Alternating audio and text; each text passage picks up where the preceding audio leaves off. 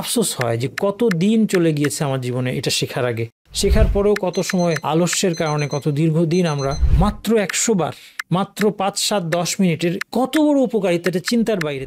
দাস মুক্তির তো কোনো ব্যবস্থাই বর্তমানে নাই, দাস প্রথাই উঠে গিয়েছে। তারপরে আপনি 10টা দাস মুক্তির সওয়াব পাচ্ছেন, 100টা সওয়াব লেখা হয়, 100টা গুনাহ মাফ হয়ে যায়। সবচেয়ে বড় কথা, শয়তান থেকে তার প্রোটেকশন হয়, সন্ধ্যা পর্যন্ত তার প্রোটেকশন হবে। যাদের জিহ্বা শয়তানের নিয়ন্ত্রণ থেকে মুক্ত, তাদেরকে দেখবেন সারাক্ষণ আল্লাহর জিকির। আর আমরা রিক্সায় বসে, বাসে বসে, লাইনে দাঁড়িয়ে আছি, স্কুলে যাচ্ছি, জ্যামের মধ্যে বাচ্চাকে নিচ্ছি আনছি, আমার জিহ্বা নড়ছে না, নড়লেও সেটা গীবত করে, খারাপ কিছু বলে, অপ্রয়োজনীয় কিছু বলে। যারা অন্ধকারে মসজিদের দিকে বেশি বেশি হেঁটে যায়, তাদেরকে কিয়ামতের দিন পরিপূর্ণ নূরের সুসংবাদ দাও। ডান হাতে নিয়ে আল্লাহ তাআলা এটাকে বড় করতে থাকেন, কামা ইউরাবি আহাদুকুম ফালুয়া, যেমন তোমাদের কেউ তার ঘোড়ার বাচ্চাকে যত্ন করে বড় করে, হাত্তা তাকুনা মিসলাল জাবাল, এই একটা খেজুর পাহাড় সমান হয়ে যাবে। আমি মনে করি আমি প্র্যাকটিসিং, কিন্তু আমরা যদি আমাদের ধৈর্য কতটুকু আমরা বুঝতে পারবো, গ্রাফ পেপারে যদি আমার সালাতটাকে আমরা প্লট করি, আমরা 5 ওয়াক্ত সালাত নিয়মিত গত 10 বছর কিভাবে আদায় করেছি, কনসিস্টেন্টলি কতটা ধৈর্যের সাথে প্রত্যেক সালাতে সুন্দর করে উজু করে, মসজিদ হলে প্রথম কাতারে, বাসায় যারা মা বোনেরা আউয়াল ওয়াক্তে মনোযোগ সহকারে, কতটা সুন্দর ছিল। আপনি গ্রাফ আঁকেন 5 বছরে, ওই যে স্ট্যাটিস্টিক্স দেখায় না, টাকার দাম কত কমলো, ডলারের দাম কত বাড়লো, আপনার আমাদের সালাদটা কি অবস্থা দেখেন। কুরআন আমাদের কাছে বিশ্বাস করেন একটা অচেনা গ্রন্থ। আমি বলি মাঝে মধ্যে, আমাদের সমাজের সবচেয়ে ভালো মানুষ যারা, তারা নিয়মিত কুরআন অ্যাটলিস্ট রিসাইট করে, অল্প হলেও করে, এরা হচ্ছে আমাদের সমাজের বেস্ট মানুষ। ইসলামিক স্কুল দেন, হাফেজ বানায় দিব আপনার বাচ্চাকে, সবকিছু পাশাপাশি, বাস হাফেজ আমার বাচ্চা, আমি বলতে পারবো হাফেজ, অথবা তার পিছনে তারাই পড়ে আমি গর্বিত আমার বাচ্চা তারাই পড়াচ্ছে, সবই ভালো। কিন্তু আসল যেটা কোরআন বোঝায়, এটা আমাদের আলোচনার টেবিলই নাই, এটা এজেন্ডা থেকে কেটে দিয়েছি আমরা। আলহামদুলিল্লাহি রাব্বিল আলামিন ওয়া সাল্লাল্লাহু সাল্লাম আলা নবিয়িনা মুহাম্মদ ওয়া আলা আলিহি ওয়া সাহবিহি আজমাইন। আজকে আমরা নেক আমলের বিভিন্ন দরজা সম্পর্কে 3টে হাদিস আমরা দেখব ইনশাআল্লাহ। হাদিসগুলো অত্যন্ত প্রশান্তিদায়ক। এই হাদিসগুলো থেকে আমরা ইসলামের প্রশস্ততার একটা পরিচয় পাবো। আলহামদুলিল্লাহ, ইসলাম সকলের জন্য, সকল শ্রেণী, সকল পেশা, সকল ব্যাকগ্রাউন্ডের মানুষের জন্য ভালো কাজে প্রতিযোগিতা করার অনেক সুযোগ উন্মুক্ত রেখেছে, এবং এক্ষেত্রে কারোই পিছিয়ে থাকার বা আফসোস করার কোনো সুযোগ নেই। সম্পদশালী অথবা দরিদ্র, পুরুষ বা নারী, ব্যবসায়ী, কর্মজীবী, যেই হোক, প্রত্যেকেই তার উপযোগী নেক কাজের এবং নফল কাজের কথা বলা হচ্ছে এখানে মূলত, কারণ ফরজ কাজগুলো তো সবার জন্য ফিক্সড। প্রত্যেকেই তার অবস্থা অনুযায়ী নফল ইবাদতের, ফরজের পরে যে নফল ইবাদতের উৎসাহ দেওয়া হয়েছে। গতদিন আলোচনায় ওয়ালির হাদিসের মধ্যে আমরা দেখেছিলাম যে যখন একজন ব্যক্তি ফরজ ইবাদতগুলো ঠিকঠাক মতো আদায় করার পর নফল ইবাদতের মধ্যে প্রতিযোগিতা করতে থাকে, তখন আল্লাহ সুবহানাহু ওয়া তাআলা তাকে বিশেষভাবে ভালোবাসতে শুরু করেন, এবং এই ধরনের মানুষরাই হচ্ছেন আল্লাহর ঘনিষ্ঠ। তো আল্লাহর এই নৈকট্য লাভের জন্য যে ভালো কাজগুলোর প্রতিযোগিতা আমরা করব, এর বহু দরজা আছে, সুযোগ আছে, অপরচুনিটি আছে। কারোই আফসোস করার কিছু নাই যে আমি এই কারণে আমি ভালো কাজ করতে পারছি না, এরকম আসলে কারো বলার সুযোগ নেই। বরং প্রত্যেকেই চেষ্টা করে তার জীবনের 24টা ঘন্টা তার সওয়াবের যেই চাকাটাকে চালু রাখতে পারে। এটাই আমাদের জীবনের লক্ষ্য হওয়া উচিত, যে আমাদের জীবনের একটা সেকেন্ডও যেন এরকম না যায়, একটা মিনিটও যেন এমন না যায় যেখানে আমার কোনো না কোনো রিওয়ার্ড হচ্ছে না। আমি এমন কাজই শুধু করতে চাই যেটা আমার জন্য সওয়াবের উৎস হবে। এমনকি অন্যায় কাজের টেম্পটেশনকে দমন করে ধৈর্য ধরে অন্যায় থেকে বিরত থাকা, এই কাজটা করতে থাকাও কিন্তু, অর্থাৎ যাকে এটা করতে হচ্ছে সে বাধ্য হচ্ছে, শয়তান তাকে প্ররোচনা দেয়, তার নফস তাকে প্ররোচনা দেয়। সে যখন নিজের সাথে ফাইট করে আল্লাহ সন্তুষ্টির জন্য, তখনও কন্টিনিউয়াসলি তার সওয়াবের চাকাটা ঘুরছে।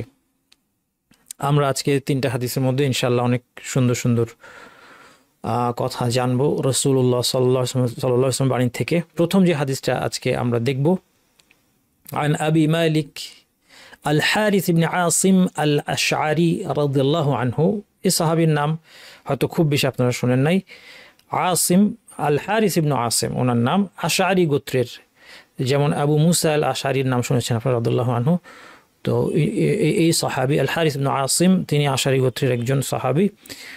তিনি বলছেন ক্বালা ক্বালা রাসূলুল্লাহ সাল্লাল্লাহু আলাইহি ওয়াসাল্লাম, রাসূলুল্লাহ সাল্লাল্লাহু আলাইহি ওয়াসাল্লাম বলেছেন আত-তুহুরু শাতরুল ঈমান, পবিত্রতা হচ্ছে ঈমানের অর্ধেক, পবিত্রতা অর্জন ঈমানের অর্ধেক।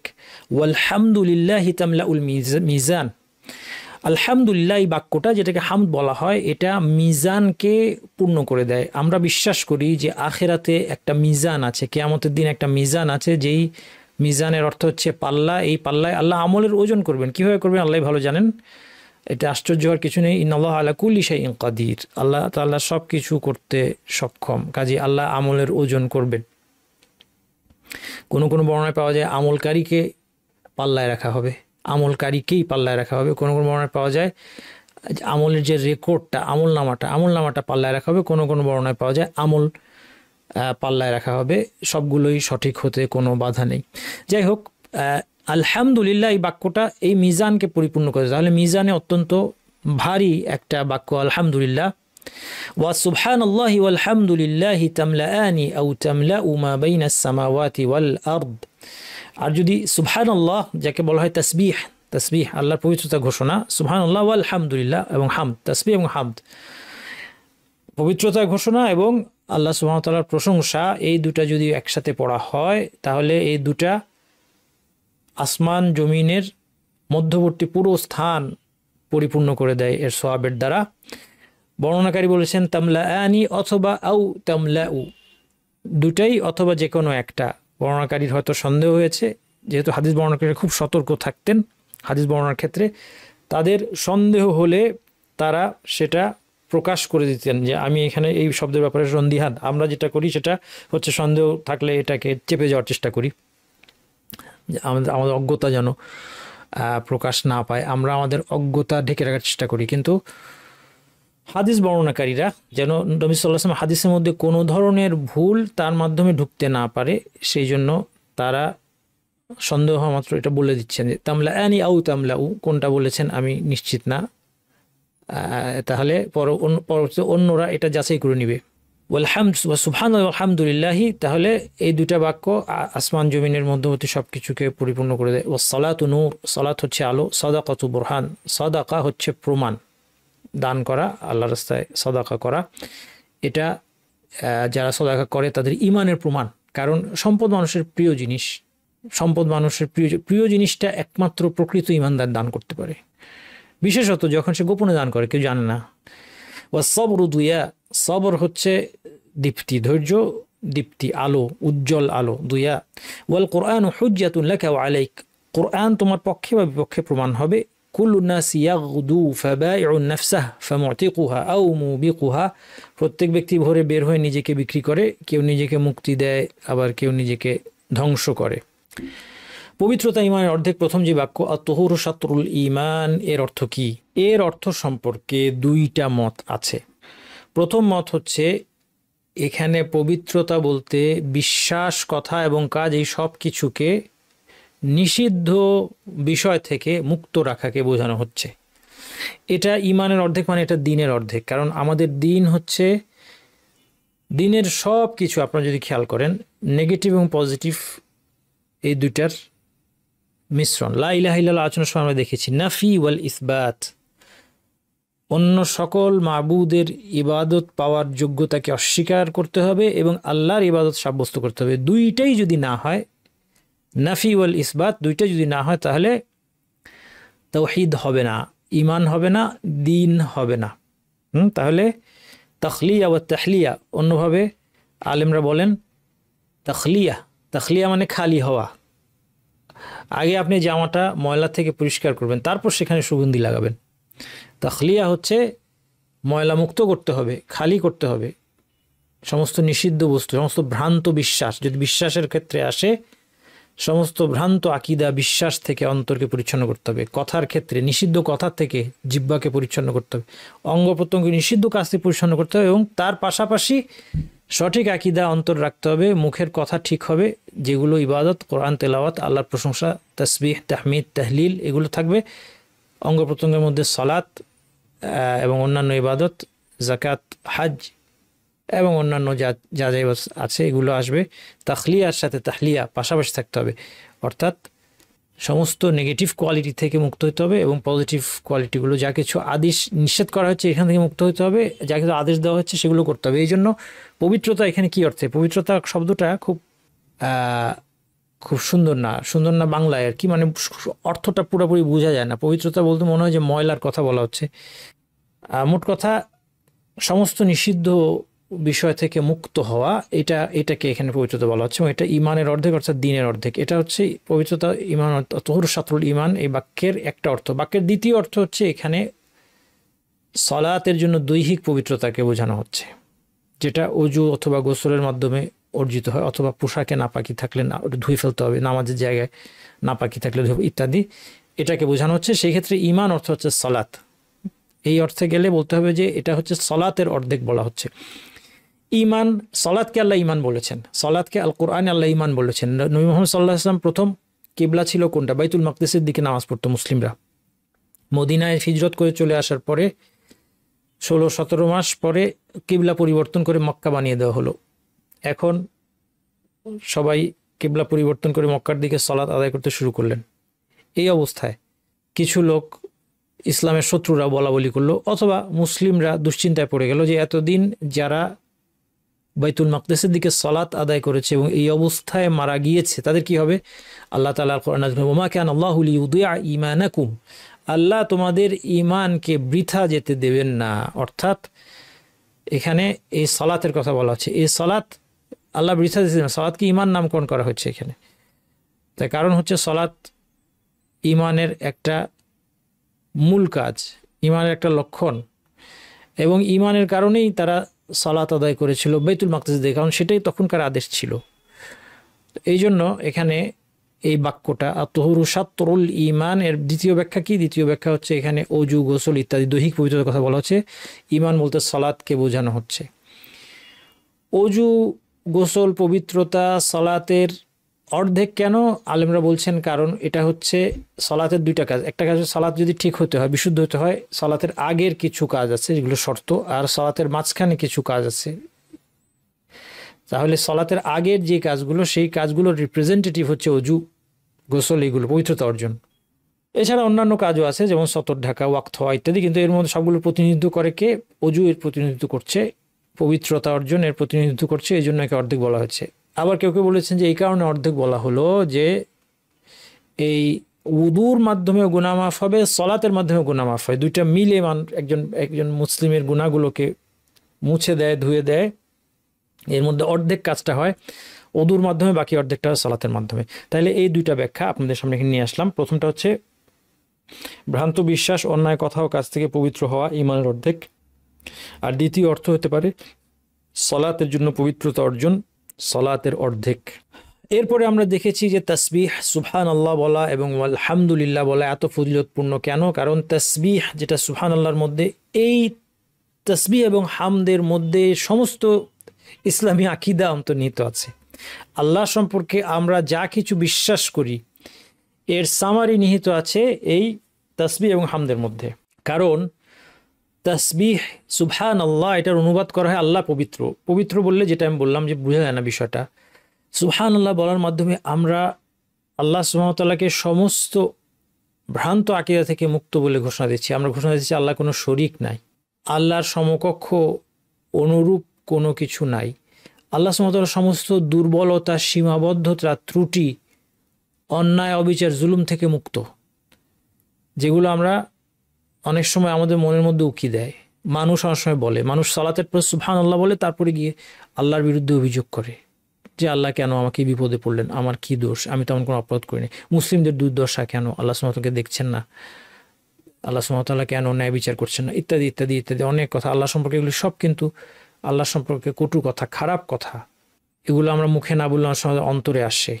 আমাদের অন্তরে আল্লাহ সুবহানাহু ওয়া তাআলা সম্পর্কে অনেক ভ্রান্ত আকীদা, বিশ্বাস, অনেক কিছু আমাদের অন্তরের মধ্যে আছে। এই সব কিছু থেকে আল্লাহ সুবহানাহু ওয়া তাআলাকে পবিত্র ঘোষণা করা। আল্লাহ সুবহানাহু ওয়া তাআলা একক, তার কোনো শরীক নাই, তিনি একমাত্র ইবাদতের যোগ্য, আর কেউ ইবাদত পেতে পারে না, এবং তিনি সৃষ্টির কোনো কিছুর মতো নন, তার কোনো গুণাবলী সৃষ্টির মতো নয়। আল্লাহ সুবহানাহু ওয়া তাআলার গুণাবলীকে আমরা স্বীকার করি এবং তার কোনটাই সৃষ্টির মতো না, এটা হচ্ছে তার পবিত্রতার ঘোষণা। আর হামদের মাধ্যমে আল্লাহ তাআলার যত উত্তম নাম, গুণাবলী এবং কর্ম আছে সেগুলোর স্বীকৃতি দেওয়া হচ্ছে। তাহলে ইসলামী আকীদা সামারাইজড হয়ে যাচ্ছে এই তাসবিহ এবং হামদের মধ্যে।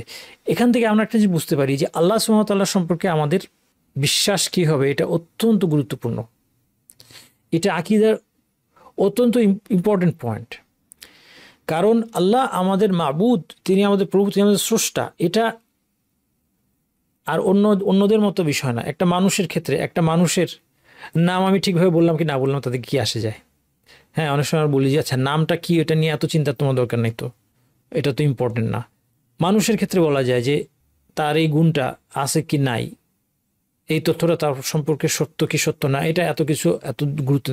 আল্লাহ তাআলা সম্পর্কে এটা বলা যাবে না, কারণ তিনি তো আল্লাহ, আমাদের মাবুদ। তাকে ভুলভাবে জানার কোনো সুযোগ নেই। আমরা তার ইবাদত করব, আমরা যদি তার ইবাদত করতে তাকে সঠিকভাবে তার গুণাবলী এবং নাম এবং গুণাবলী সহ জানতে হবে, এবং জানতে হবে বলেই তো আল্লাহ সুবহানাহু ওয়া তাআলা জানিয়েছেন। আল্লাহ সুবহানাহু ওয়া তাআলা বলেছেন, ইবলিসকে বলেছেন, মা মানাকা আন তাসজুদা লিমা খালাকতু বিয়াদাইয়া, আমি আমার দুই হাতে যাকে সৃষ্টি করলাম তাকে সিজদা করতে কি তোমাকে বাধা দিয়েছি? আল্লাহ দুই হাতে আদম আলাইহিস সালামকে সৃষ্টি করেছেন, তাহলে আল্লাহর দুই হাত আছে এটা বিশ্বাস করতে হবে। এটাকে কুদরতি হাত বললে হবে না, হাত মানে কুদরা বললে হবে না, কুদরা মানে ক্ষমতা। এটাকে অপব্যাখ্যা করলে হবে না, কারণ আমাদের এই বিশ্বাসটা রাখতে হবে, তাসবিহ রাখতে হবে যে আল্লাহর হাত আছে এবং সেটা মানুষের হাতের মতো না। হাত থাকা মানে এটা আমাদের মতো অঙ্গ হইতে হবে, মানুষের মতো, মানুষের হাতের মতো কিছু হইতে হবে এমন না। এখন যদি কেউ এসে বলে যে আল্লাহর হাত কি, হাত মানে কি, হাত আসলে আল্লাহর আছে নাকি এটা কুদরা ক্ষমতাকে বোঝানো হয়েছে, এটা নিয়ে বিতর্ক করে তোমরা কেন সময় নষ্ট করবে? এখন মুসলিমদের কত বড় বড় সমস্যা চলতেছে, পলিটিক্যাল সমস্যা আছে, যুদ্ধ বিগ্রহ লেগে আছে, বড় বড় মুসিবত আছে, তুমি এই সামান্য জিনিস নিয়ে না ভাই, আমার এটা সামান্য না, এটা আল্লাহর বৈশিষ্ট্য নিয়ে আমরা কথা বলছি। আল্লাহ সুবহানাহু ওয়া তাআলা তার দুই হাতের কথা উল্লেখ করার পরে একাধিক জায়গায় কোরআন এবং হাদিসে দুই হাতের কথা উল্লেখ করার পরে কেউ যদি বলে যে আল্লাহ সুবহানাহু ওয়া তাআলা হাত মানে আসলে তার হাত না, হাত মানে তার নিয়ামত, হাত মানে কুদরতি হাত, আল্লাহর হাত, চেহারা, এই বৈশিষ্ট্যগুলোকে যদি অস্বীকার করে এই দাবিতে যে এগুলো স্বীকার করলে সৃষ্টির সাথে তাকে তুলনা করা হয়, এই ধারণাটাই ভুল। সেই একই ব্যক্তি, আপনি কিন্তু স্বীকার করছেন যে আল্লাহ দেখেন, সৃষ্টিও দেখে, একটা ক্যামেরাও দেখে, আমিও দেখি চোখ দিয়ে, দুইটা একদম আলাদা।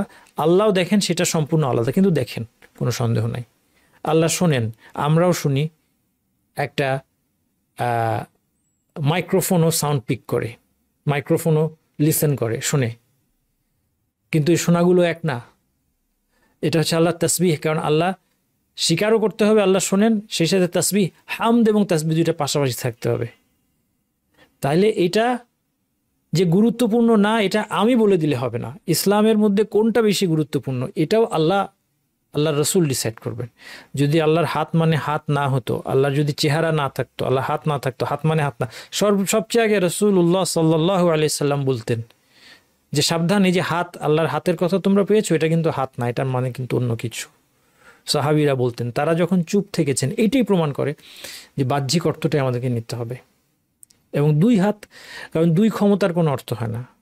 যাকে আমি আমার দুই ক্ষমতা দিয়ে সৃষ্টি করেছি এটার কোনো অর্থ হয় না। যুক্তিকে ব্যবহার করলেও খুব পরিষ্কার, ভাষার জ্ঞান ব্যবহার করলেও খুব পরিষ্কার। দুইটা হাতের কথা বলেছেন আল্লাহ তাআলা। আল্লাহ তাআলার সিফাত, আসমা, আল্লাহর নাম, গুণাবলী, কর্ম, এটা তিনি তো মানুষ না। মানুষের ক্ষেত্রে বলতে পারতেন যে কি তার হাত কয়টা, একটা না দুইটা না, হাত নাই না আছে, এটা দিয়ে কি, এটা দিয়ে আমাদের চিন্তার দরকার নেই। আরও গুরুত্বপূর্ণ বিষয় আছে, আল্লাহর ক্ষেত্রে সেটা বলা যাবে না। আল্লাহ সুবহানাহু ওয়া তাআলার ক্ষেত্রে তার যে সমস্ত নাম, গুণাবলী, কর্ম সাব্যস্ত হয়েছে, এই সব সহ তাকে স্বীকার করা, এটা সবচেয়ে গুরুত্ব। এটা আমাদের দ্বীনের ফাউন্ডেশন। আল্লাহকে চেনা হচ্ছে দ্বীনের ফাউন্ডেশন, কারণ এই চেনার ভিত্তিতে আমরা আল্লাহর ইবাদত করব। আর ইবাদতের জন্যই মানুষকে সৃষ্টি করা হয়েছে। ইবাদত হচ্ছে মূল লক্ষ্য। আর এটা যে গুরুত্বপূর্ণ এটা এখন আপনি বুঝতে পারবেন, আপনি এখন মিলাতে পারবেন যে তাসবিহ আর হামদের এত ফজিলত কেন, এত সুবহানাল্লাহ আলহামদুলিল্লাহ কত সহজ বলা। এটা এত ফজিলতপূর্ণ হচ্ছে এটার ভিতরে কি অর্থ লুকিয়ে আছে সেটার জন্য।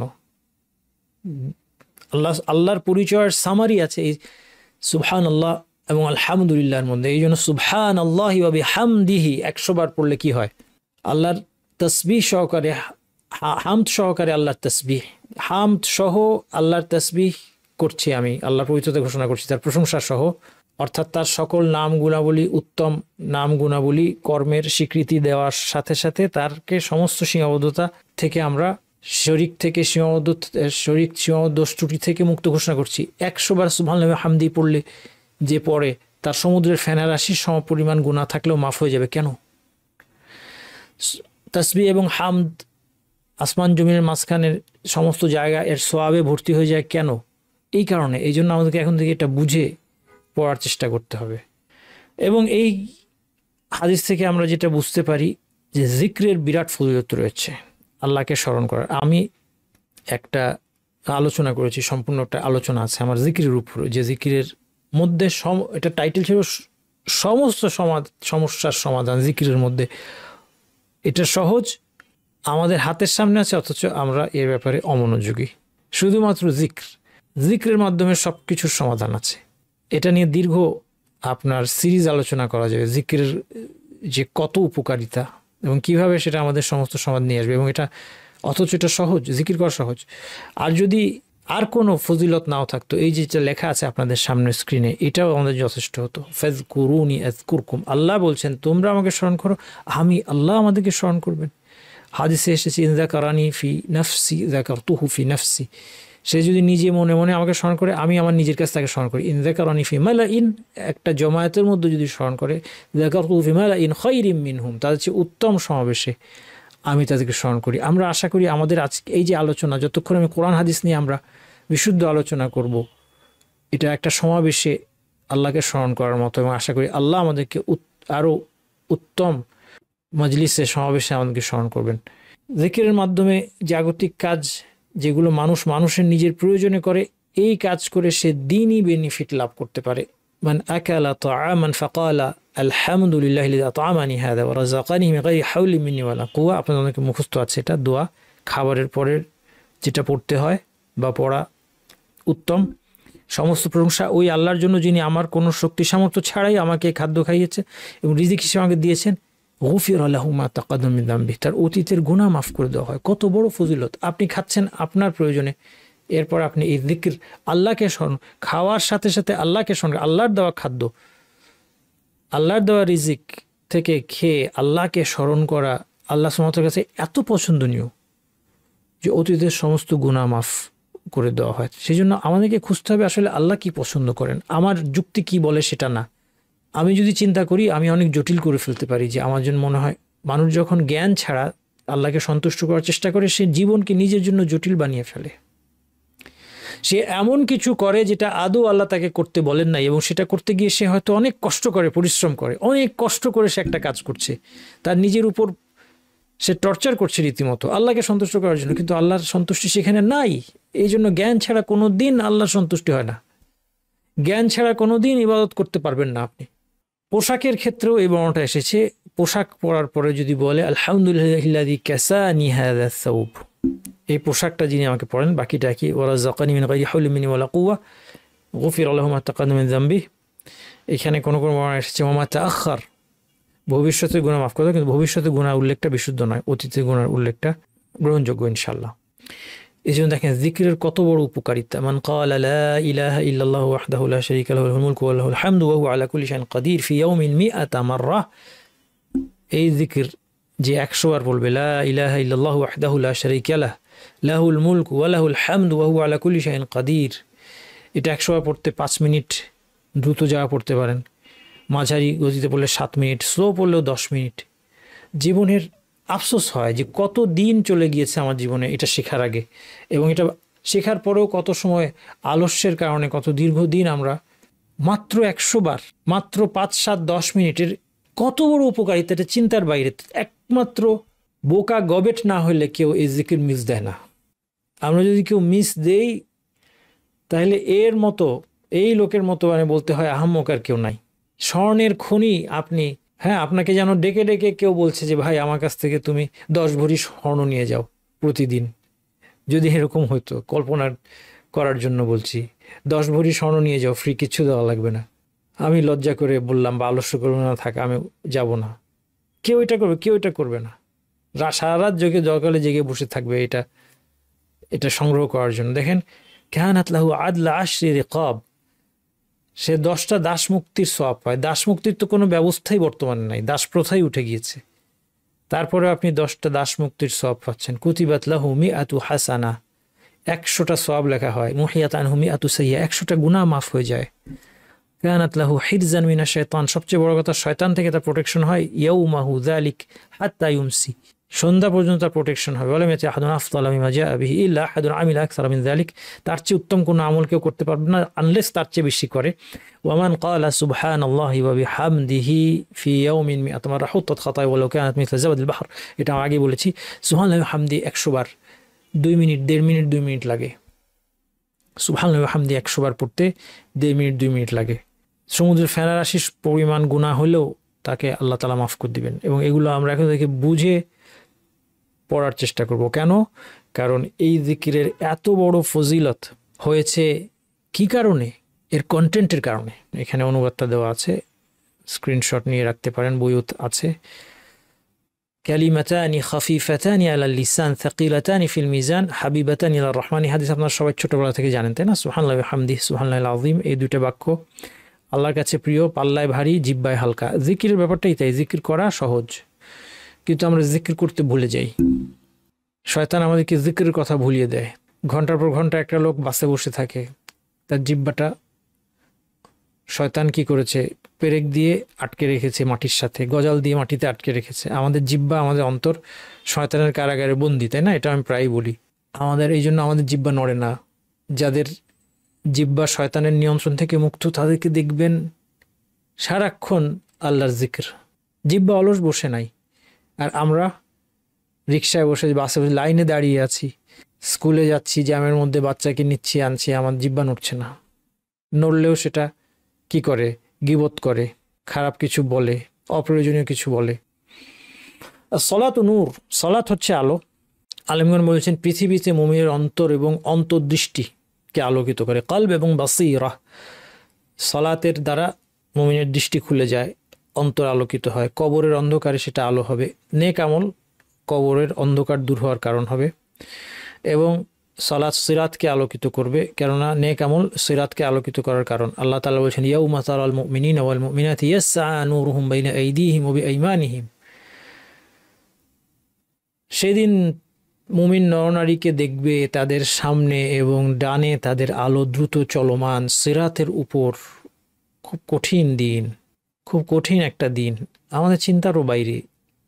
আমরা যদি কিয়ামতের দিবসের ভয়াবহতা বুঝতাম, তাহলে আমাদের পক্ষে জীবনযাপন করাই অসম্ভব হয়ে পড়ত, স্বাভাবিক জীবনযাপন করা অসম্ভব হয়ে পড়ত।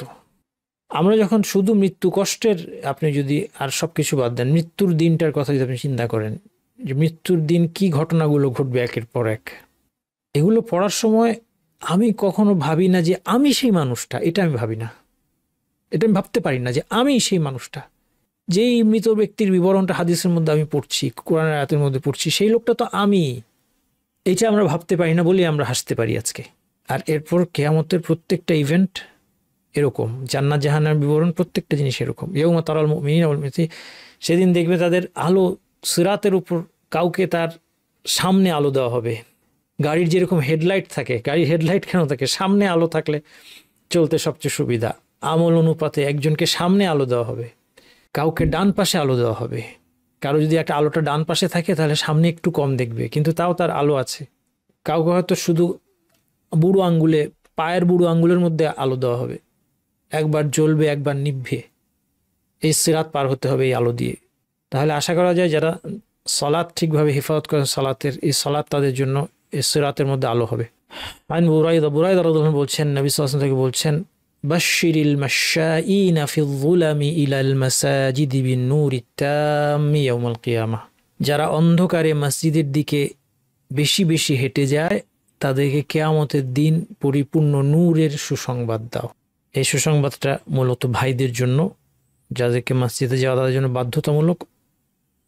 এখন তো অন্ধকার, আমাদের শহরাঞ্চলে অন্ধকার নাই, অনেক সময় হতে পারে লাইট জ্বলছে না রাস্তার, বা গ্রামাঞ্চলে অন্ধকার আছে। এই অন্ধকারে যারা হেঁটে হেঁটে মসজিদে নিয়মিত যায় তাদের জন্য অনেক বড় সুসংবাদ। সাদাকা হচ্ছে ঈমানের সত্যতার প্রমাণ, যেটা বলেছি যে মানুষ তার প্রিয় জিনিস দান করতে পারে তার ঈমানের ক্ষেত্রে সত্যবাদী হলে। আল্লাহ তাআলা বলছেন আল্লাযীনা ইউনফিকুনা আমওয়ালাহুম বিল-লাইলি ওয়ান-নাহারি সিররান ওয়া আলানিয়াতান ফালাহুম আজরুহুম ইনদা রাব্বিহিম ওয়া লা খাউফুন আলাইহিম ওয়া লা হুম ইয়াহজানুন। যারা দিনরাত তাদের সম্পদ থেকে গোপনে প্রকাশ্যে দান করে যায়, তাদের প্রভুর কাছে তাদের কোনো ভয় নেই, দুঃখও করবে না তারা। মান তাসাদ্দাকা বিআদলি তামরাতিন মিন কাসবিন তাইয়্যিব ওয়া লা ইয়াকবালুল্লাহু ইল্লা তাইয়্যিব, যে তার পবিত্র হালাল উপার্জন থেকে একটা খেজুর পরিমাণ দান করবে, আর আল্লাহ পবিত্র ছাড়া কোনো কিছু গ্রহণ করেন না। ইন্নাল্লাহা ইয়াতাকাব্বালু বিয়ামিনিহি, আল্লাহ ডান হাতে কবুল করবেন। এই দানটা আল্লাহ তার ডান হাতে কবুল করবেন। এই যে আল্লাহ হাতের কথা এসেছে, আপনি আল্লাহর হাত আছে বিশ্বাস করা আর না করার অনেক বড় পার্থক্য। আপনি যদি বিশ্বাস করেন আল্লাহ ডান হাতে কবুল করবেন, সেই ডান হাতে কবুল করা কেমন আমরা জানি না, কিন্তু আমরা বিশ্বাস করি, অবশ্যই আপনার দানের উৎসাহ বাড়বে। সুম্মা ইউরাব্বিহা লিসাহিবিহি, ডান হাতে নিয়ে আল্লাহ তাআলা এটাকে বড় করতে থাকেন। কামা ইউরাব্বি আহাদুকুম ফালুয়া, যেমন তোমাদের কেউ তার ঘোড়ার বাচ্চাকে যত্ন করে বড় করে, হাত্তা তাকুনা মিসলাল জাবাল, এই একটা খেজুর পাহাড় সমান হয়ে যাবে। কেন? কারণ সে হালাল রোজগার থেকে তার দান করেছে এবং আল্লাহ সন্তুষ্টির জন্য দান করেছে। ইবতিগা ওয়াজহিল্লাহ, একদিন আল্লাহর চেহারা দেখবে এই আশায়। ধৈর্যকে দুইয়া বলা হচ্ছে, আসসাবরু দুইয়া। দুইয়া হচ্ছে এমন আলো যেটার মধ্যে কিছুটা উত্তাপ আছে। এখানে ইঙ্গিত দেওয়া হচ্ছে যে ধৈর্যের মধ্যে একটা হিট আছে, এটা কষ্ট, ধৈর্যটা কষ্টকর, কিন্তু ধৈর্যটা আবশ্যক। আল্লাহ সুবহানাহু ওয়া তাআলা সন্তুষ্টি অর্জন ধৈর্য ছাড়া সম্ভব না। জান্নাতু আদনি ইয়াদখুলুনাহা ওয়া মান সালাহা মিন আবাইহিম ওয়া আজওয়াজিহিম ওয়া যুররিয়াতিহিম, তারা জান্নাতে প্রবেশ করবে, চিরস্থায়ী জান্নাতে, তারা এবং তাদের সন্তান, স্ত্রী, মা বাবা। ওয়াল মালাইকাতু ইয়াদখুলুনা আলাইহিম মিন কুল্লি বাব, ফেরেশতারা সমস্ত দরজা দিয়ে প্রবেশ করবে। কি বলবে? সালামুন আলাইকুম বিমা সাবারতুম, আজকে তোমাদের নিরাপত্তা কেন? তোমরা ধৈর্য ধারণ করেছিলে এই জন্য। ধৈর্য তিন প্রকার। আল্লাহর আদেশ পালনের ক্ষেত্রে ধৈর্য। আমরা যদি আমি মনে করি আমি প্র্যাকটিসিং, কিন্তু আমরা যদি আমাদের ধৈর্য কতটুকু আমরা বুঝতে পারবো আমরা যখন আমাদের গ্রাফ পেপারে যদি আমাদের সালাতটাকে আমরা প্লট করি। আমরা 5 ওয়াক্ত সালাত নিয়মিত গত 10 বছর কিভাবে আদায় করেছি, কনসিস্টেন্টলি, কতটা ধৈর্যের সাথে প্রত্যেক সালাতে সুন্দর করে উজু করে, মসজিদে হলে প্রথম কাতারে, বাসায় যারা মা বোনেরা প্রথম আউয়াল ওয়াক্তে মনোযোগ সহকারে, কতটা সুন্দর ছিল। আপনি গ্রাফ আঁকেন 5 বছরে, ওই যে স্ট্যাটিস্টিক্স দেখায় না, টাকার দাম কত কমলো, ডলারের দাম কত বাড়লো, আপনার আমাদের সালাদটা কি অবস্থা দেখেন। আল্লাহর আদেশ পালনের ক্ষেত্রে ধৈর্য খুব জরুরি। প্রতিদিন ধৈর্যের সাথে তাহাজ্জুদ, হয়তো আমরা একদিন পড়তে পারলে খুব খুশি হয়ে যাই। কে আছেন যে গত 10 বছর ধরে নিয়মিত আপনি তাহাজ্জুদ পড়েছেন ধৈর্য ধরে, প্রত্যেক রাতে বা অলমোস্ট প্রত্যেক রাতে? নিষিদ্ধ বিষয় থেকে বেঁচে থাকার ক্ষেত্রে ধৈর্যের দরকার। হারাম থেকে বেঁচে থাকলাম একবার দুইবার, তারপরে আবার পদস্খলন, একটা হারাম থেকে বাঁচি কিন্তু আরো 2টা হারামের মধ্যে চলে যাই। এখানে ধৈর্যের পরীক্ষা। আর বিপদ আপদের ধৈর্য তো আছে। তাহলে ধৈর্য খুব ইম্পর্টেন্ট একটা জিনিস। এবং ধৈর্য বলতে সাধারণত মানুষ শুধু বিপদেরটা বুঝে, কিন্তু ওই দুইটা কিন্তু আরো বেশি গুরুত্বপূর্ণ বললেও অতিরঞ্জন হবে না। কারণ অনেক সময় বিপদে একটা মানুষের কিছু করার থাকে না ধৈর্য ধরা ছাড়া, কিন্তু আদেশ পালন, নিষেধ থেকে বেঁচে থাকা অনেক ব্যাপক ধৈর্যের প্রয়োজন হতে পারে। কোরআন আমার পক্ষে না বিপক্ষে দলিল? আজকে কোরআন আল্লাহ রাসূল বলছেন যে হুজ্জাতুন লাকা আও আলাইকা, পক্ষে অথবা বিপক্ষে। দেখেন তো আমাদের পক্ষে না বিপক্ষে। দেখেন আবু শামা আল মাকদিসি, তিনি 7ম হিজরির একজন আলেম, তিনি যে কথাগুলো বলছেন দেখেন তো আমাদের সাথে মিলে কিনা। 7ম হিজরিতে তিনি কথাগুলো বলছেন, সেই সময়কার কথা। তিনি একজন শাফি মাযহাবের একজন আলেম ছিলেন, মুহাদ্দিস, ফাকিহ, মুআররিখ, ইতিহাসবিদ, মুহাদ্দিস ছিলেন, ফাকিহ ছিলেন। তিনি বলছেন লাম ইয়াবকা লিমু'যামি মান ইয়াতলুবুল কুরআন আল আজিজ হিম্মাতান, তিনি বলছেন যে বেশিরভাগ যারা কোরআনের জ্ঞানের অন্বেষণ করছে তাদের একমাত্র চিন্তা কি? ইল্লা ফি কুওয়াতি হিফযি, তার একমাত্র মনোযোগ হচ্ছে তার হিফজ কতটা শক্তিশালী হলো, ওয়া সুরআতি সারদিহি, কত দ্রুত সে পড়তে পারে, ওয়া তাহরিরি নুতকি বিআলফাযিহি, কত সুন্দর তাজবিদ সহকারে সে শব্দগুলো ঠিকভাবে পড়তে পারে, ওয়াল বাহসি আন মাখারিজি হুরুফিহি, মাখরাজ নিয়ে তার পড়াশোনা, আর রাগবাতি ফি হুসনি সাউতি বিহি, এবং কণ্ঠ কতটা সুন্দর করতে পারে, এইগুলি নিয়ে তার সমস্ত মনোযোগ এদিকে। ওয়াকুল্লু যালিকা ওয়া ইন কানা হাসানান, তিনি বলছেন যে হ্যাঁ এগুলি সবই ভালো, ওয়ালাকিন ফাওকাহু মা হুয়া আহাম, কিন্তু এর চেয়ে গুরুত্বপূর্ণ কিছু আছে। ফাওকাহু মা হুয়া আহামু ওয়া আতামু ওয়া আউলা ওয়া আহরা, এর চেয়ে গুরুত্বপূর্ণ, এর চেয়েও কমপ্লিট, এর চেয়েও অর্জন করার বেশি যোগ্য, কোরআন থেকে অর্জন করার বেশি যোগ্য কিছু আছে। সেটা কি? ওয়া হুয়া ফাহমু মাআনিহি, এটা হচ্ছে এর অর্থ বোঝা। অর্থ কতটুকু বুঝতে পারি আমরা কোরআনের, বা অর্থ নিয়ে আমাদের কতটুকু চিন্তাভাবনা আছে, পড়াশোনা আছে, গবেষণা আছে। ওয়াত্তাফাক্কুর ফিহি, কোরআন অর্থ নিয়ে চিন্তা করা। অর্থ নিয়ে চিন্তা করা মানে কিন্তু এই না যে অর্থ কী সেটা নিয়ে আমি চিন্তা করব। অর্থ কী সেটা আপনাকে নির্দিষ্ট পদ্ধতিতে জানতে হবে, জানার পর সঠিক অর্থটা নিয়ে চিন্তা করবেন যে এই অর্থটা এর প্রয়োগ কোথায়। হ্যাঁ, মানে অর্থটা কী হবে এটা নিয়ে আপনি গবেষণা করে অর্থ বের করবেন তা না। কোরআনের অর্থ আমি আপনি গবেষণা করে বের করব না, এটা আমাদের জন্য স্পষ্ট করে দেওয়া হয়েছে এবং এটা জানার পদ্ধতি আছে, সেই পদ্ধতিতে আমরা জানবো। তারপর সে চিন্তা ওয়াল আমাল বি মুক্তাদা, এরপর কোরআনের আমল। আমাদের আকীদা, আমল, আখলাকের মধ্যে কোরআনের প্রতিফলন নাই। ওয়াল ওয়ুকুফু ইনদা হুদুদিহি, কোরআনের সীমারেখার সামনে দাঁড়িয়ে যাওয়া। ওয়া সামারাতু খাশিয়াতিল্লাহি তাআলা মিন হুসনি তিলাওয়াতিহি, এবং সুন্দর তেলাওয়াতের আসল ফলাফল হিসেবে আল্লাহ ভীতি অর্জন করা। সুন্দর তেলাওয়াত সুন্দর কণ্ঠ দিয়ে না, সুন্দর কণ্ঠের তেলাওয়াত তো অবশ্যই সুন্দর লাগে, কিন্তু সুন্দর তেলাওয়াতের এটা ইটসেলফ গোল না। এটার একটা মূল লক্ষ্য ছিল যে এই সুন্দর তেলাওয়াতের মাধ্যমে অন্তরের মধ্যে একটা আন্দোলন তৈরি হবে, এবং এটা শুধু সুরের আন্দোলন না, অর্থের একটা আন্দোলন। সুন্দরভাবে যখন আপনাকে তেলাওয়াত করছে কেউ এবং সে যখন নিজে বুঝে, আপনি দেখবেন আপনার নামাজটা হালকা লাগবে। কোরআনের সাথে আমাদের যে সম্পর্ক বর্তমানে, তাতে ভয় আছে যে আমরা তাদের অন্তর্ভুক্ত হবে যাদের বিরুদ্ধে নবী অভিযোগ দিয়ে বলবেন, যেমনটি আল কোরআন কাল রাসূল ইয়া রাব্বি ইন্না কওমি ইত্তাখাযু হাযাল কোরআনা মাহজুরা, রাসূল বলবেন, হে আমার রব, নিশ্চয়ই আমার জাতি কোরআন সম্পর্কে মিথ্যা বলে একে পরিত্যক্ত এক গ্রন্থে পরিণত করেছিল। কোরআনকে তারা পরিত্যাগ করেছিল। ইবনুল কাইয়্যিম বলেছেন যে কোরআনকে পরিত্যাগের 5টি স্তর আছে। একটা হচ্ছে কোরআন শুনতে এবং এতে ঈমান আনতে অস্বীকৃতি, এরা অবিশ্বাসী, এটা অবিশ্বাসী কথা 1 নম্বর। 2 নম্বর কোরআনের আমল পরিত্যাগ করা, এর হালাল হারাম অমান্য করা, এটার মধ্যে আমরা মুসলিমরা ডুবে আছি। দ্বীনের সকল বিষয় কোরআন থেকে সিদ্ধান্ত না নেওয়া, আমরা মুসলিমরা আছি এখানে। কোরআন বোঝার চেষ্টা করা এবং এর শিক্ষা নিয়ে চিন্তাভাবনা পরিত্যাগ, এখানে আমরা মুসলিমরা আছি। কোরআন দ্বারা অন্তরের রোগ মুক্তি প্রক্রিয়া ত্যাগ করা। আপনাদের আমার আইডিয়াই নাই যে আত্মশুদ্ধির কি ফর্মুলা, কোরআনের মধ্যে কিভাবে সুন্দর করে অন্তরের রোগগুলো ডিফাইন করে দেওয়া আছে এবং এর সমাধান বাতলে দেওয়া আছে। আমার কোনো ধারণাই নেই। আমাদের কোরআন সম্পর্কে আমরা আসলে, কোরআন আমাদের কাছে বিশ্বাস করেন একটা অচেনা গ্রন্থ। আমাদের সমাজে, আমি বলি মাঝে মধ্যে, আমাদের সমাজে সবচেয়ে ভালো মানুষ যারা, কারা, তারা নিয়মিত কোরআন অ্যাটলিস্ট রিসাইট করে। তাদেরকে দেখবেন ফজরের পর কোরআন নিয়ে বসে যায়, নিয়মিত তেলাওয়াত করে, কনসিস্টেন্টলি তেলাওয়াত করে, অল্প হলেও করে। এরা হচ্ছে আমাদের সমাজের বেস্ট মানুষ। কিন্তু তারাও কোরআন কিচ্ছু বুঝেন না, কারণ কোরআন বোঝা কোনো দরকারই নাই। এটা এটা এটা প্রশ্নের বাইরে, এটা আমাদের টেবিলে নাই, আলোচনার টেবিলে এটা নাই, এটা এজেন্ডার মধ্যে নাই। কোরআন বোঝা এজেন্ডার মধ্যে নাই। আপনি ইসলামিক স্কুল দেন, হাফেজ বানায় দিব আপনার বাচ্চাকে, সব কিছু পাশাপাশি, বাস।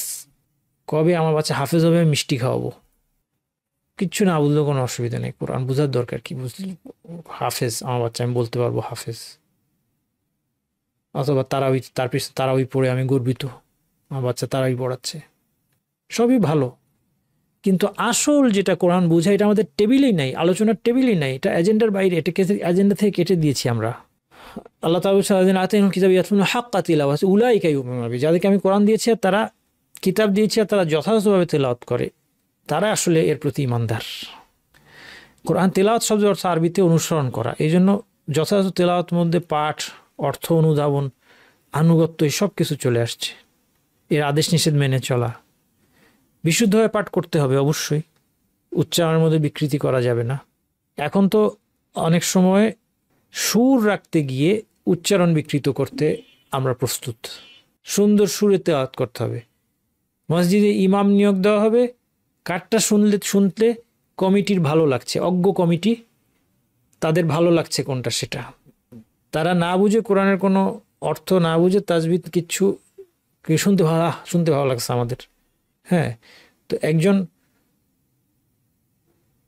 একটা বিষয়ে অজ্ঞ ব্যক্তি, সে ওই বিষয়ে পরীক্ষা নিবে কীভাবে? আপনি দেখেন গিয়ে ইমাম নিয়োগ দেবেন মসজিদে, কীভাবে নিয়োগ হয়? কমিটির যেটা ভালো লাগছে, কমিটির কতটুকু জ্ঞান কোরআন সম্পর্কে? কিচ্ছু জ্ঞান নাই। ইমামের জ্ঞান সে যাচাই করবেন কীভাবে? ইমাম হওয়ার যোগ্যকে, ইমাম কাকে বানাতে হবে, এ কোনো কিছু সম্পর্কে থাকে কোনো জ্ঞান নাই। কিসের ভিত্তিতে নিয়োগ করলে? আমার ভালো লাগছে শুনতে, মনটা ভরে গেছে। এবং সেই ভালো লাগাইতে গিয়ে হয়তো উনি উচ্চারণের মধ্যে 1000টা বিকৃতি করে ফেলেছেন, সেটা কিন্তু আমরা খেয়াল করছি না। আর তারপর সেটা তো গেল এটা তেলাওয়াতের ক্ষেত্রেও। এরপর বাকি অন্যান্য যে সেগুলো তো আছে। এই জন্য আহলুল কোরআন বা সাহিবুল কোরআন কারা? দেখেন, ইউতা বিল কোরআন ইয়াউমাল কিয়ামা, কিয়ামতের দিন কোরআনকে নিয়ে আসা হবে। ওয়া আহলিহি, কোরআনের আহল, কোরআনের পরিবারকে নিয়ে আসা হবে। আল্লাযীনা কানু ইয়ামালুনা বিহি, তাদের পরিচয় দেখেন কত স্পষ্ট করে বলা হয়েছে, যারা এর উপর আমল করত। আরবিয়ুন মুবিন, স্পষ্ট আরবি ভাষায় বলে দেওয়া হয়েছে। আল্লাযীনা কানু ইয়ামালুনা বিহি, যারা কোরআনের উপর আমল করত।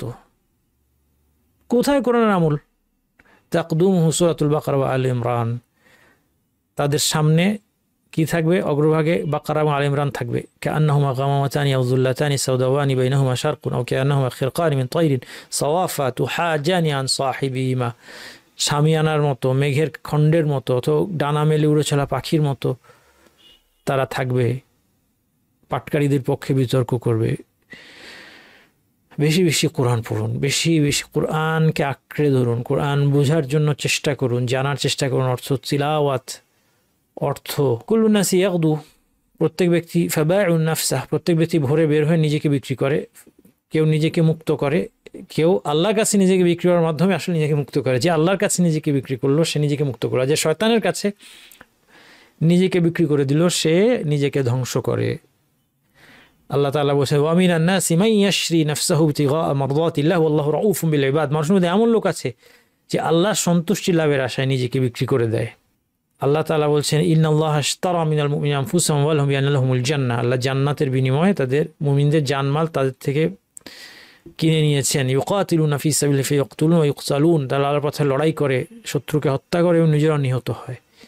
ওয়া'দান আলাইহি হাক্কান ফিত তাওরাতি ওয়াল ইনজিল ওয়াল কুরআন, তাওরাত, কুরআন, ইনজিল, কোরআনে, তাওরাত, ইনজিল, কোরআনে তিনি সত্য ওয়াদা নিজের উপর আবশ্যক করে নিয়েছেন যে তাদেরকে এর বিনিময়ে জান্নাত দান করবেন। ওয়ামান আউফা বিআহদি মিনাল্লাহ, আল্লাহর চেয়ে প্রতিশ্রুতি পূরণে সত্যবাদী আর কে আছে? ফাস্তাবশিরু বিবাইইকুমুল্লাযী বায়াতুম বিহি, এই ব্যবসা নিয়ে তোমরা আনন্দ করো, এটা আল্লাহর সাথে একটা উত্তম ব্যবসা। যালিকা হুয়াল ফাউজুল আযীম, এটাই হচ্ছে মহা সাফল্য। দ্বিতীয় হাদিস, এটা দেখতে অনেক বড় হলেও আমাদের বেশিক্ষণ লাগবে না, 2 এবং 3 নম্বর হাদিসের কথা অল্প ইনশাআল্লাহ।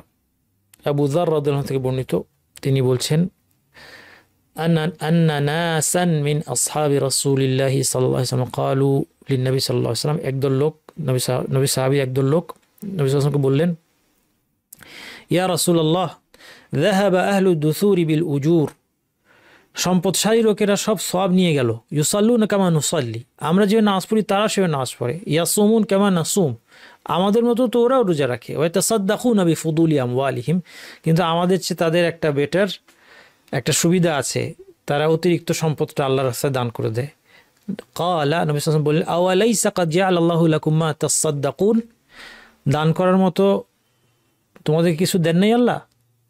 ইন্না বিকুল্লি তাসবিহাতিন সাদাকাহ, প্রত্যেকটা তাসবিহ পাঠের মধ্যে সাদাকা রয়েছে। কুল্লু তাকবীরাতিন সাদাকা, আল্লাহু আকবার বললে সাদাকা। কুল্লু তাহমিদাতিন সাদাকা, আলহামদুলিল্লাহ বললে সাদাকা। কুল্লু তাহলিলাতিন সাদাকা, লা ইলাহা ইল্লাল্লাহ বললে সাদাকা। ওয়া আমরুন বিল মা'রুফি সাদাকা ওয়া নাহয়ুন আনিল মুনকারিন সাদাকা, সৎ কাজে আদেশ, মন্দ কাজে নিষেধ করাও সাদাকা।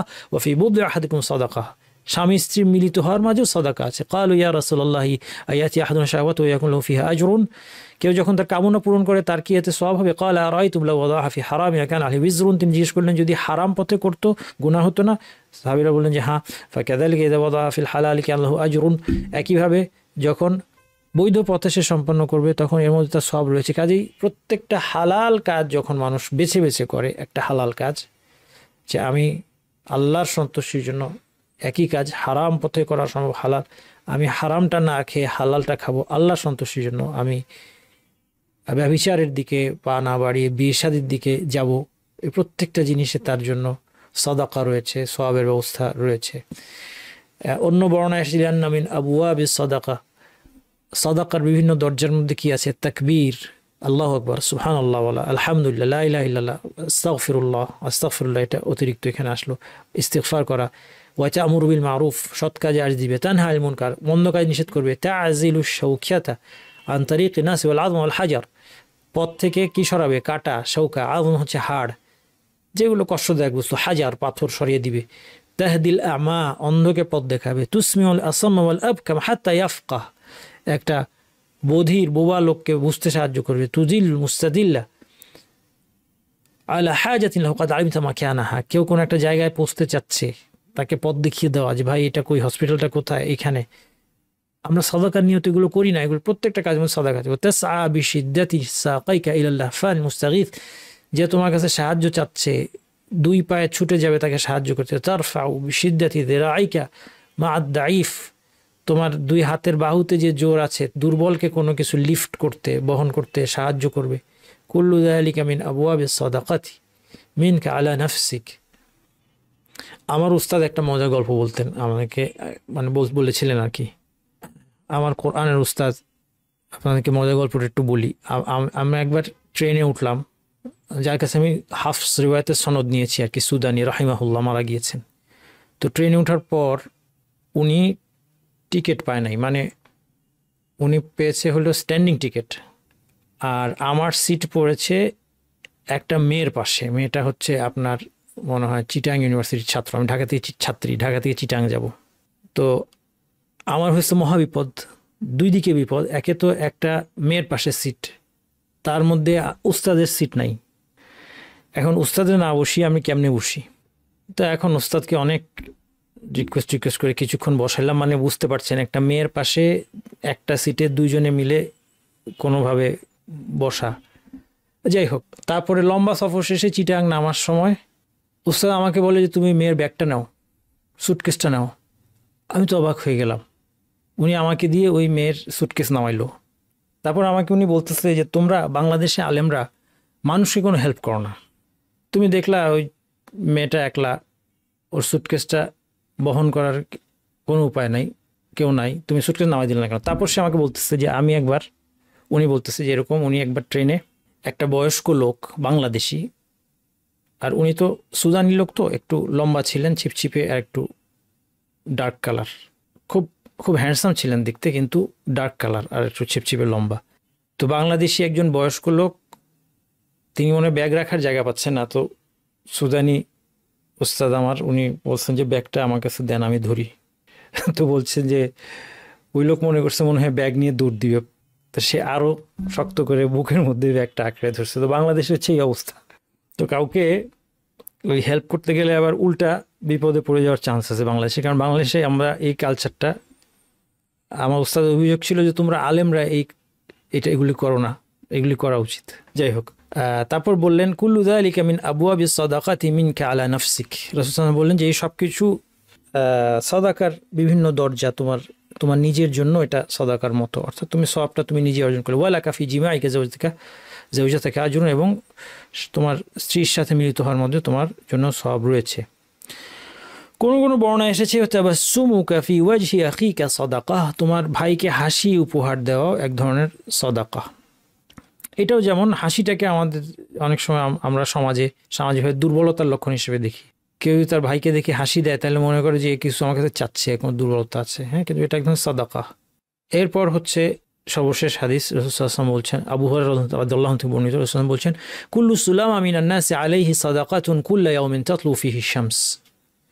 প্রত্যেকটা সুলামা হচ্ছে প্রত্যেকটা হাড় এবং হাড়ের জয়েন্টের কথা বলা হচ্ছে। মানুষের প্রত্যেকটা হাড় এবং জয়েন্টের উপর প্রতিদিন সূর্য উঠে যখন, অর্থাৎ প্রত্যেকটা দিন বোঝানো হচ্ছে আর কি, কারণ সূর্য তো প্রতিদিনই ওঠে, প্রতিদিন তার জন্য সাদাকা করা তার কর্তব্য। কীভাবে সাদাকা করবে? এতগুলো, কারণ এগুলো আল্লাহর নিয়ামত, প্রত্যেকটা হাড়, প্রত্যেকটা জয়েন্ট আল্লাহর নিয়ামত, এই নিয়ামতের শুকরিয়া আদায় করতে হবে। কীভাবে করবে? তাআদিলু বাইনা ইসনাইনি সাদাকা, বাইনাল ইসনাইনি সাদাকা, দুজনের মধ্যে আদল করে দিবে, ন্যায় বিচার করবে, এটা সাদাকা।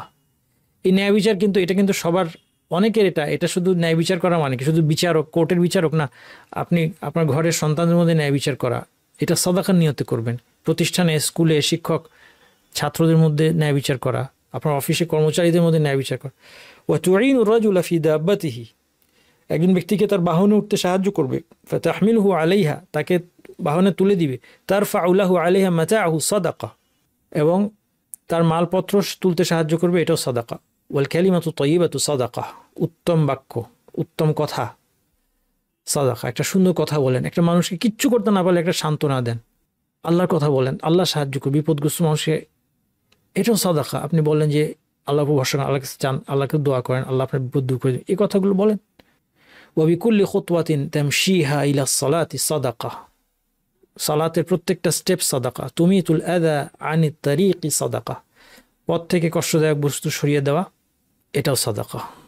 এবং অন্য বর্ণায় এসেছে কুল্লু তাসবিহাতিন সাদাকা, তাহমিদা, তাহলিলা, তাকবীরা, একই রকম, এগুলো আগে গিয়েছে, তাসবিহ তাহমিদ এগুলো।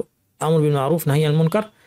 এরপরে এখানে বাড়তি ইউজজিউ মিন যালিকা রাকআতানি ইয়ারকিউহুমা মিনাদ দুহা, এই সব যে অঙ্গ প্রত্যঙ্গের উপর যতগুলো সাদাকা করা কর্তব্য, 2 রাকাত সালাতুদ দুহা আদায় করলে এই সবগুলো সাদাকা করা হলো।